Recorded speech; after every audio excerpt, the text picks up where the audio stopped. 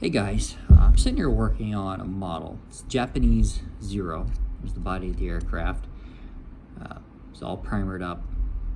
Right now I'm working on the cockpit anyway. But I was sitting here thinking of little tips and things that might help newer modelers along. Stuff that I picked up along the way, and I know other model builders have picked up along the way. So just thought I'd kind of go through some of the little items and things that I have in my toolkit that really help to make the model building process more enjoyable. So first thing I'm going to cover is glue. So there are different types of glue for different situations. I'm a huge fan of Tamiya. So like Tamiya cement, I've got Tamiya quick setting cement. This is extra thin. This is really nice because it actually goes along the seams. So you actually just hold two pieces of plastic together and it just zips right along the seam and bonds it almost instantly. Here's another one. This one's actually a little bit stronger glue, more of an epoxy based type glue. Works very well. And of course, super glue. Different types of glue do different things in different applications, depending how strong you need the bond to be. I know when I built the Enterprise model, I actually needed a stronger bond than just what any of those glues would give me. Actually, this is the one that I ended up using, and it creates quite a strong bond fairly quickly. So this was nice for that. If you don't want the windows to fog, these Tamiya glues work pretty good for that. You don't have to worry about fog on the windows. I know Elmer's glue works for that kind of thing. So the other thing I want to cover was tape. Tape. Okay? Different types of tape, different sizes for different applications.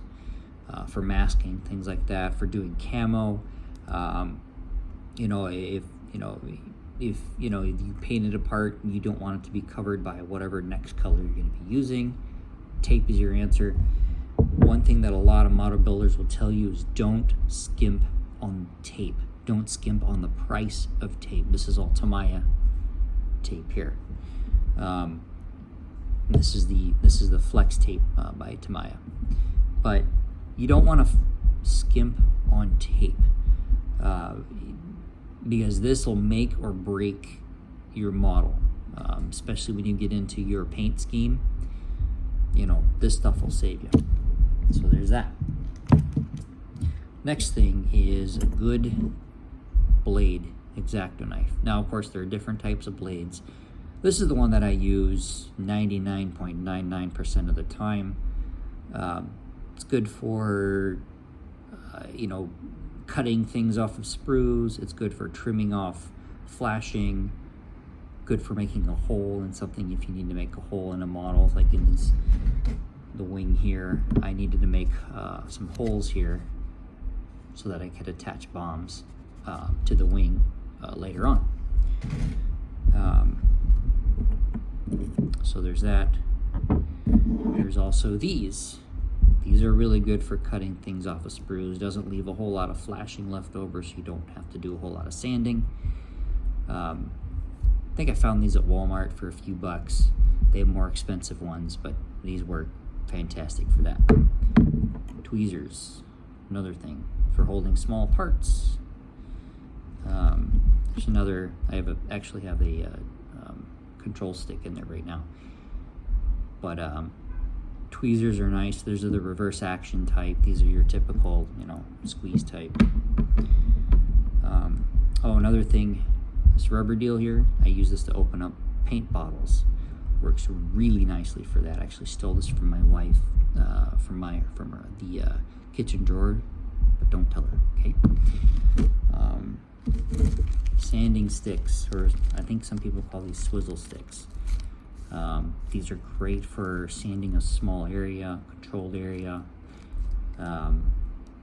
Helps you to not sand detail off of things.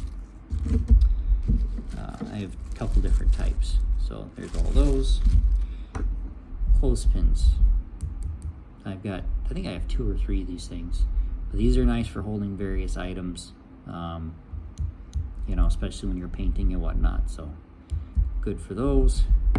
And odds and ends, I mean, like this pencil, I think I use this for propping up fuselages and things like that when I'm painting them. So, oh, Q-tips is another one. Cotton swabs. These things are awesome for things like weathering and whatnot, or you know, if you have to dab paint on something, for that kind of stuff. The other thing is things like Solvaset for applying decals. I've got this Walther's Solvaset, and then I have the Microsol Microset from Microscale. So there's things. Oh, and the other thing is too, another nice paintbrush set that will help you in detailing your model. And that's pretty much it. That's pretty much the gist of my toolkit. I know there are probably thousands more that I haven't even covered, thought about, or talked about. But those are just the things that I typically use. But if there's more, hey, you know, feel free to comment if you like.